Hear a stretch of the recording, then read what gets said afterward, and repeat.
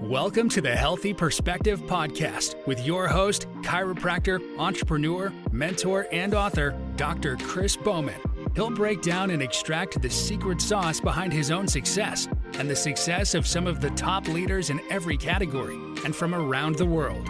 Get ready for your weekly mental adjustment because shift is going to happen.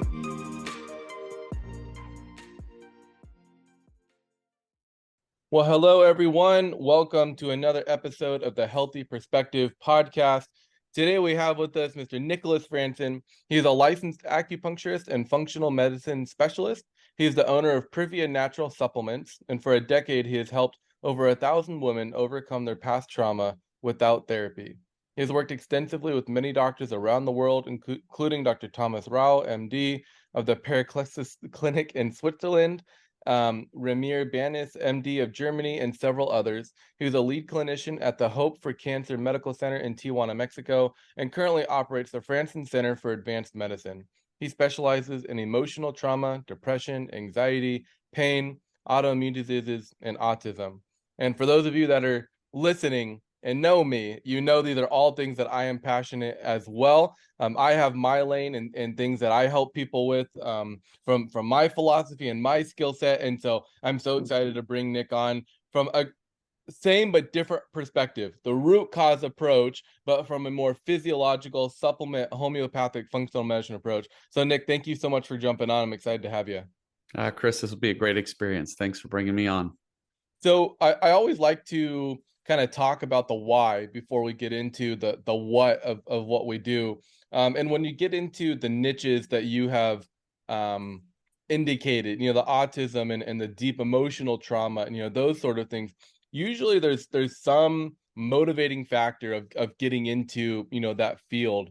So why don't you just share, maybe a little bit of what led you down the path into, acupuncture, natural medicine and those sort of things, and then how you really started to dive into the type of practice that you've built out there in Idaho.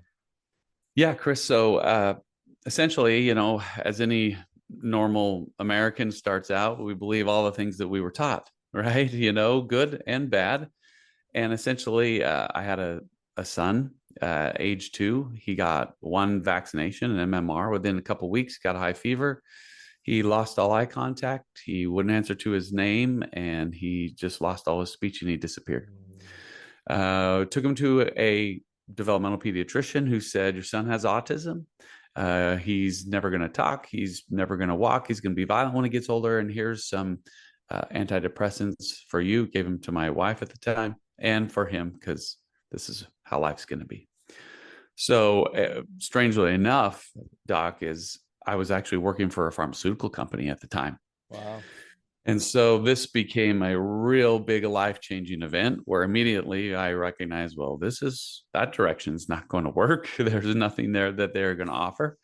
So that was kind of my beginnings into the naturopathic realm, looking at things on what's really happening with the body, looking at a root cause analysis, what's really causing these sort of problems.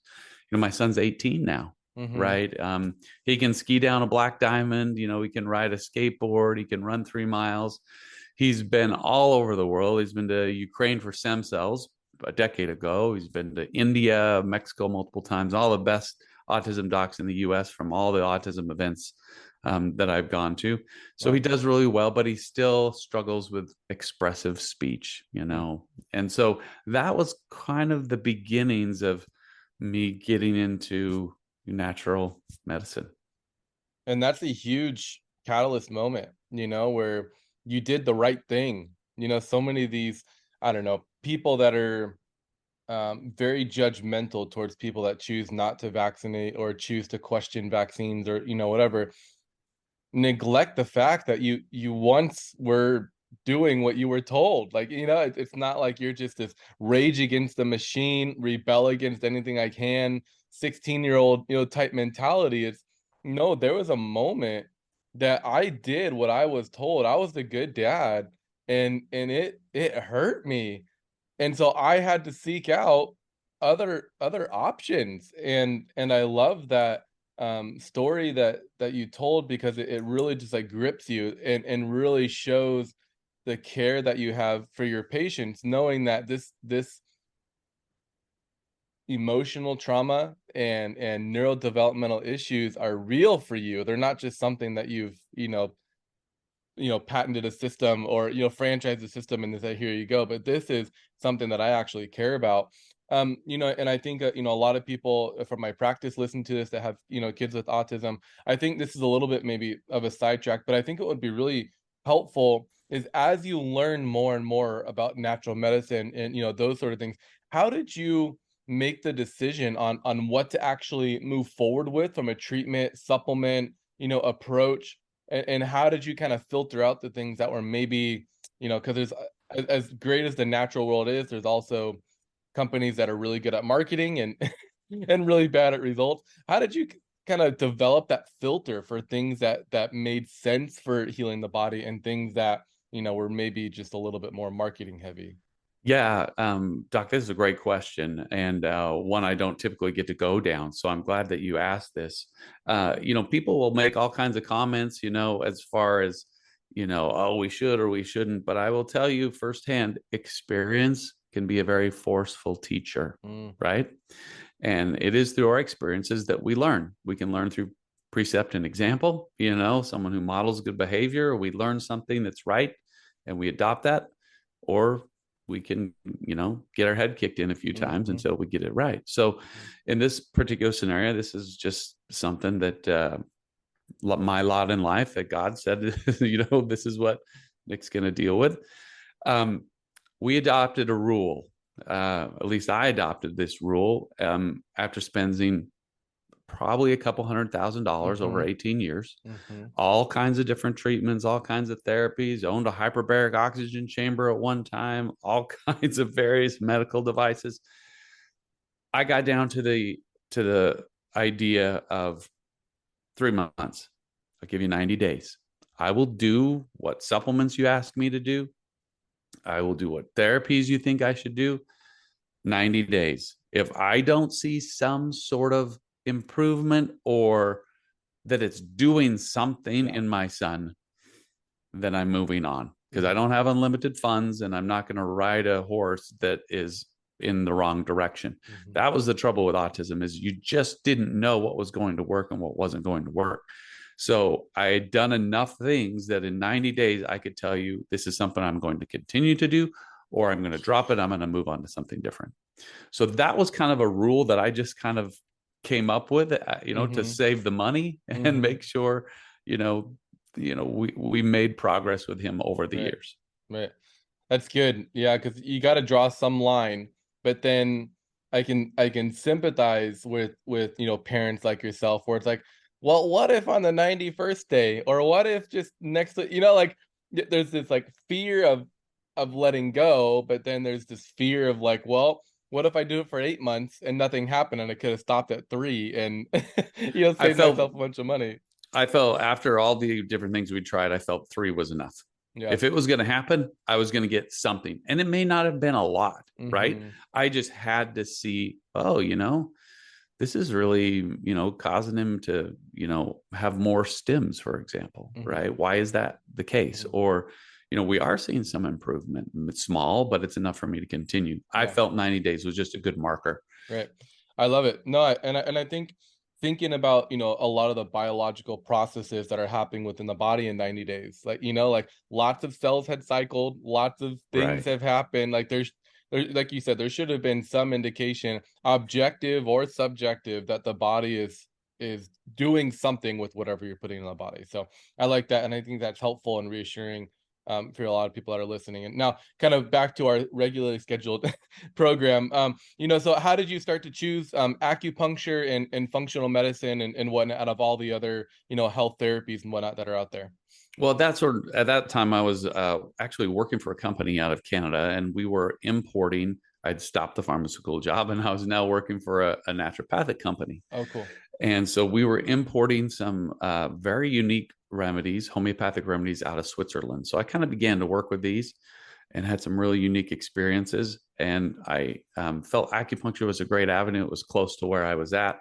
It was a degree that I could get, and I could still work at the time, where, chiropractic school is a pretty full-time thing. And I had a family, and naturopathic school was the same sort of issues. So acupuncture seemed to work around my schedule, Got it. but I had the intention the whole time that I was going to be more functionally based all throughout. And so, but it was really what happened at this this company that I worked with these particular runners from Switzerland that really began to change my perspective on emotional trauma, subconscious blocks, things like that, and to kind of got me to what I'm doing today.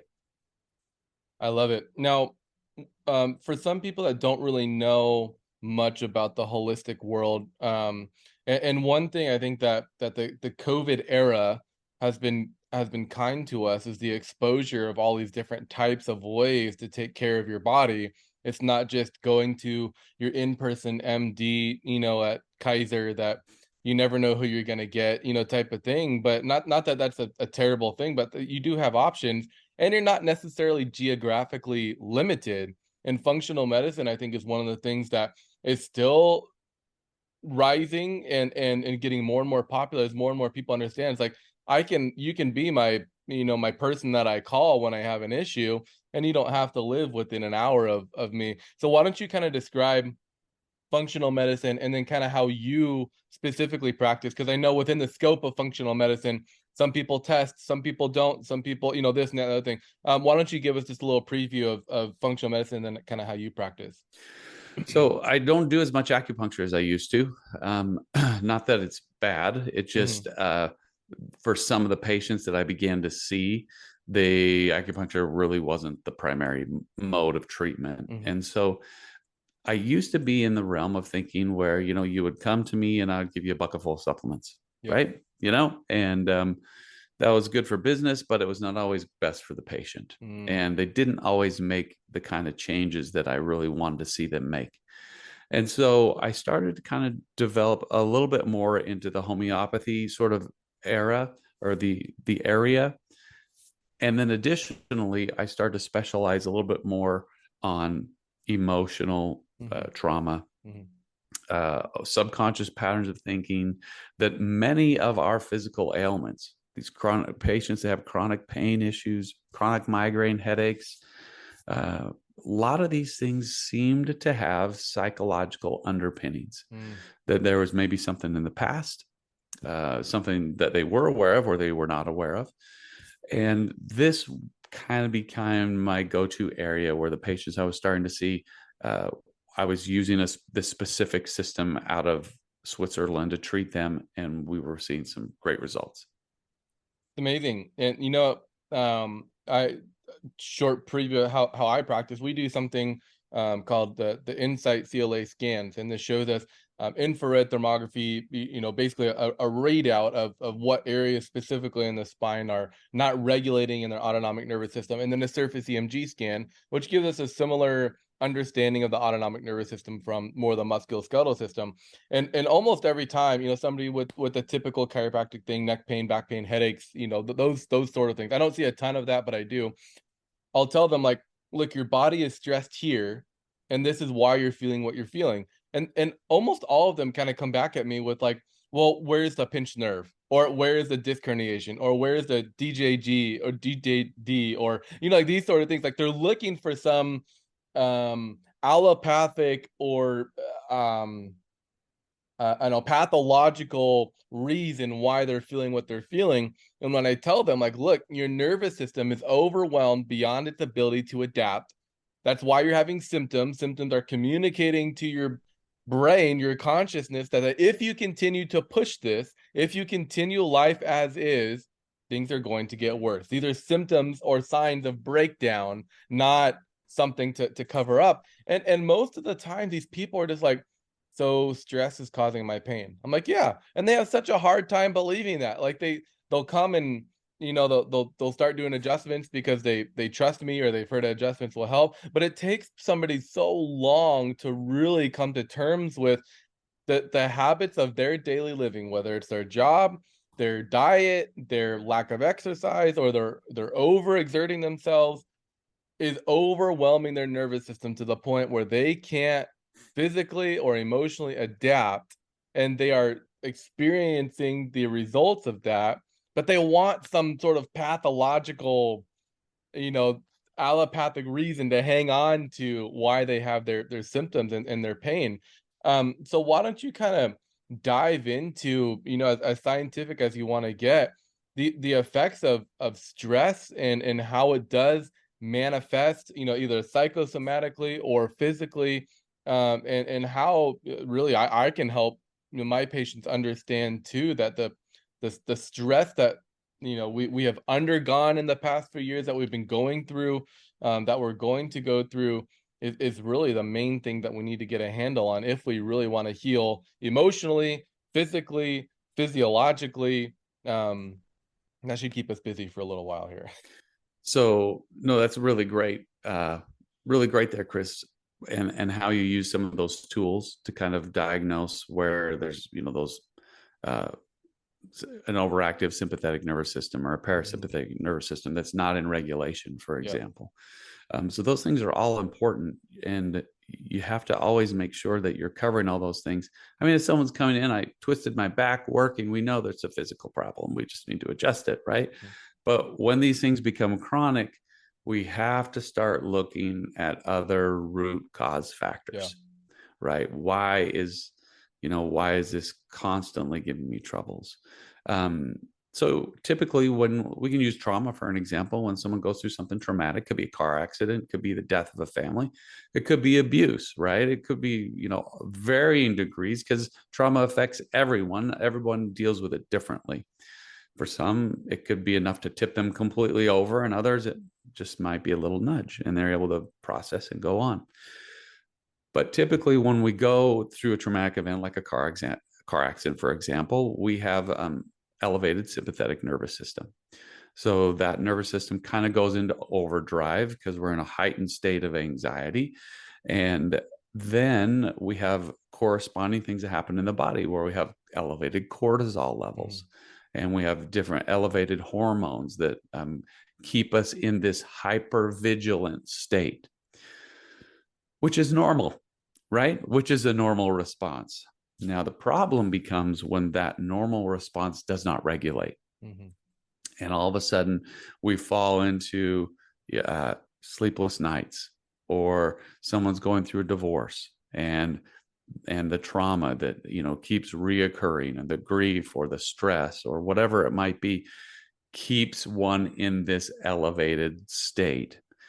Well, now we have a problem, because now we have dysregulation of the nervous system. And when we're supposed to be calming down and going into parasympathetic, where we're resting and digesting at night, we're stuck in sympathetic, and we cannot calm down. So now we start to manifest symptoms like anxiety, gastrointestinal sort of issues, muscle spasms, tightening of muscles, all these sorts of things.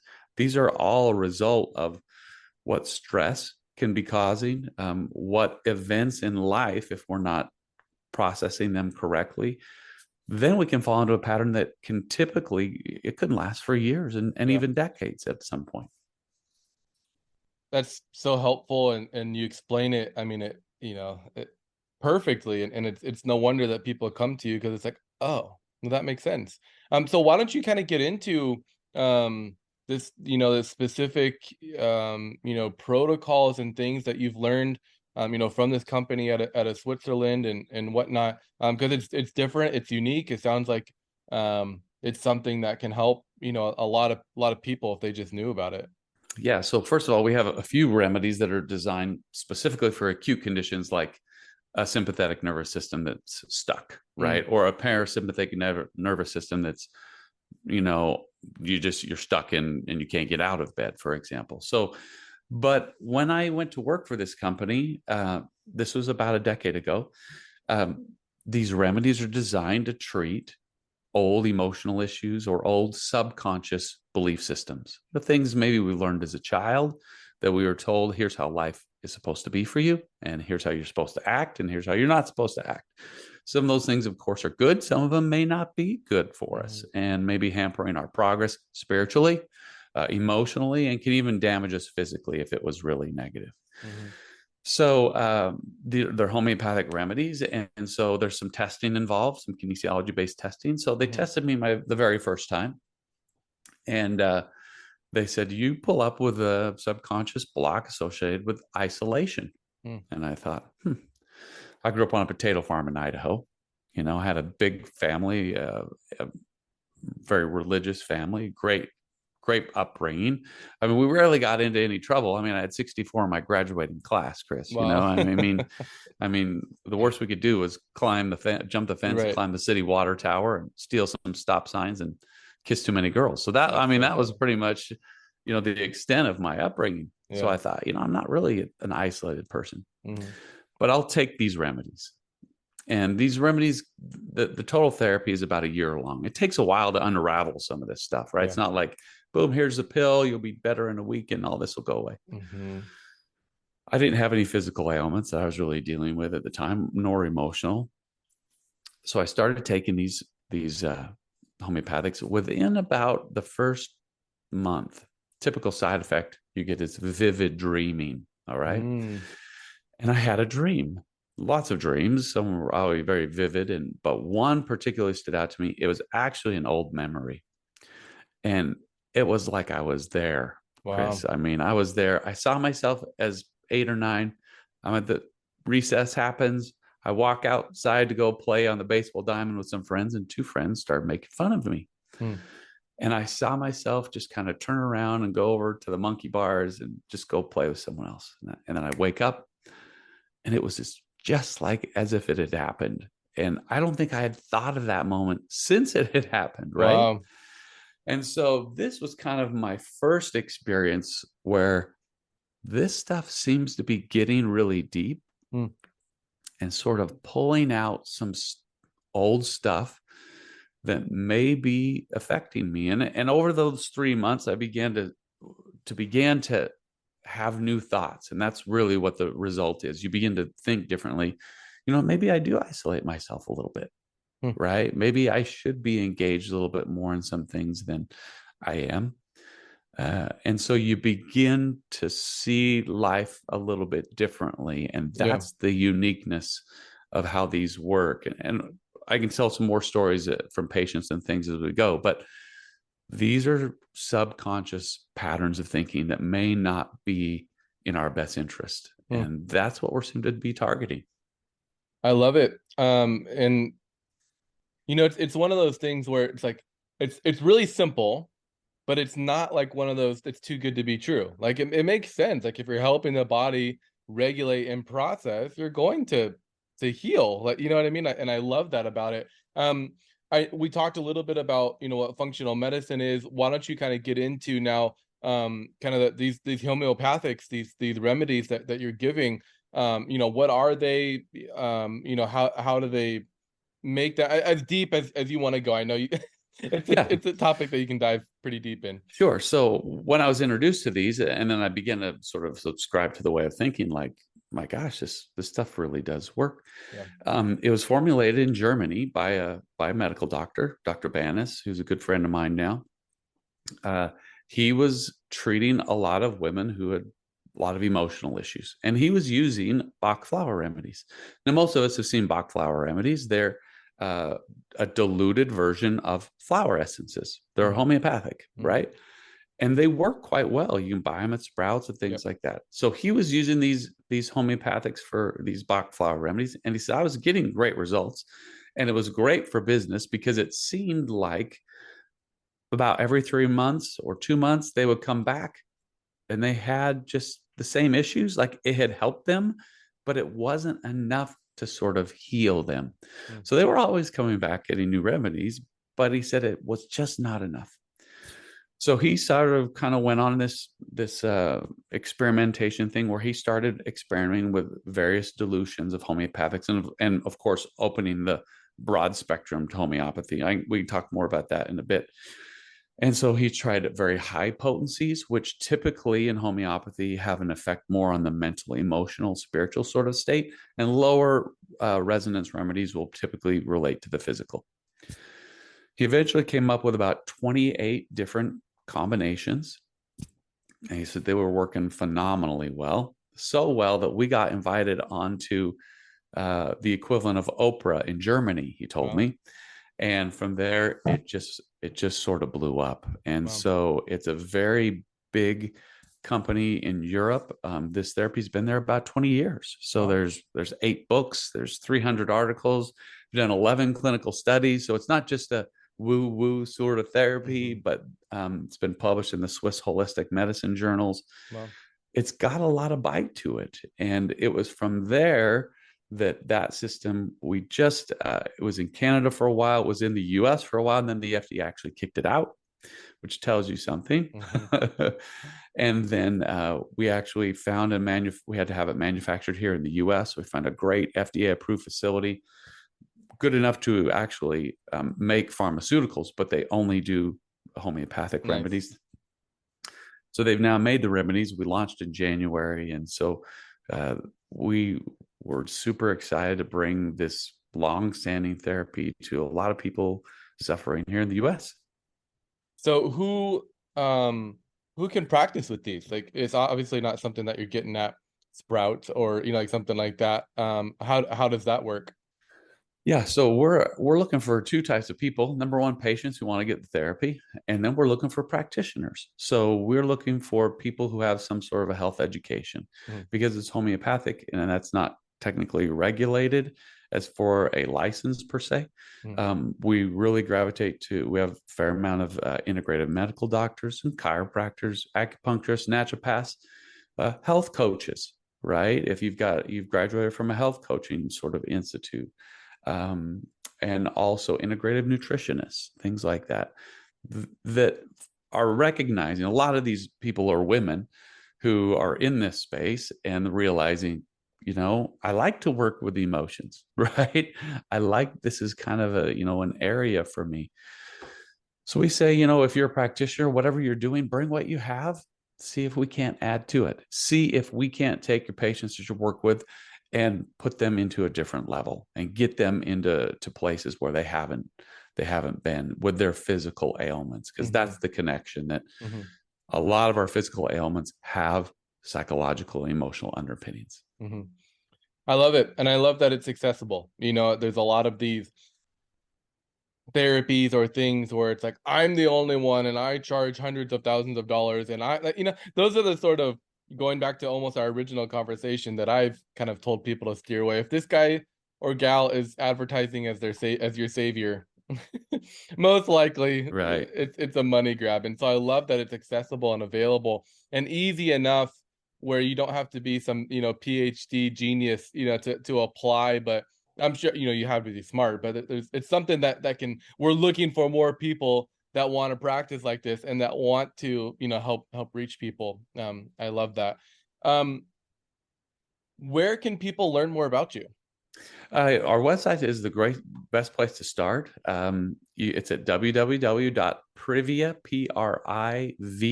PRIVIA, naturals with an S.com. Right there, you'll see a button that says, we want to hear your story. You can book a call with us. We can talk to you about, what's going on. And our therapy, Chris, it's very affordable. We recommend a year. So some of these deep subconscious things, they don't just disappear, immediately. They take some time to unwind. We're not $10,000 for the year. We're not $5,000 for the year. So we're very affordable. We want to make this so that everybody can benefit from it.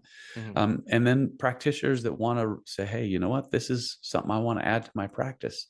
We'd love to hear from you.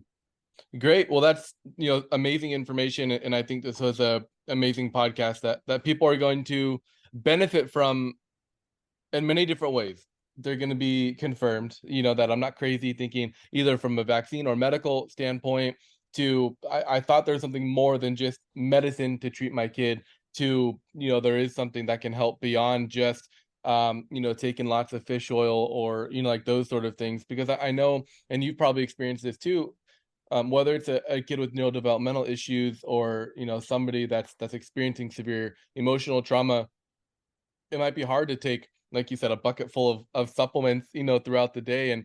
And from what I understand, using homeopathics for my family and whatnot, I mean, these are little white balls that taste like sugar that you put in, that it's super easy, that anybody can take. And so I love that. It makes sense. It's getting to the root cause. Anybody can do it.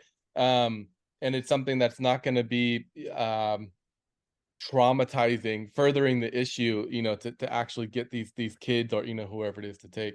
Yeah. So thank you for sharing your story. Thank you for sharing, about who you are and how you practice. I think a lot of people are going to be able to find hope, find healing. I'd love to maybe discuss a little bit more, if it might be something that we can integrate in our practice, because not only do we do chiropractic, we do neurofeedback. Our goal is to provide as many avenues as possible that are easy to apply. I'm not about the 20-step system. That's, that I'm like, that's a functional, like, go do your poop test, go do your hormones, go do all of that stuff. Like, that's not me. Like, you know what I mean? But if it's a quick thing, like, here's the issue that you're struggling with, like, this remedy can help aid in what we're doing, I'm all about it. Yeah. I'm really blessed to be on here, and thanks so much for the invite. It's been great. Awesome. Well, thank you, and we'll talk to you soon. Thank you for listening to the Healthy Perspective Podcast. To connect with Dr. Bowman, follow him on Instagram @Dr. Chris Bowman. Until next time, make shift happen.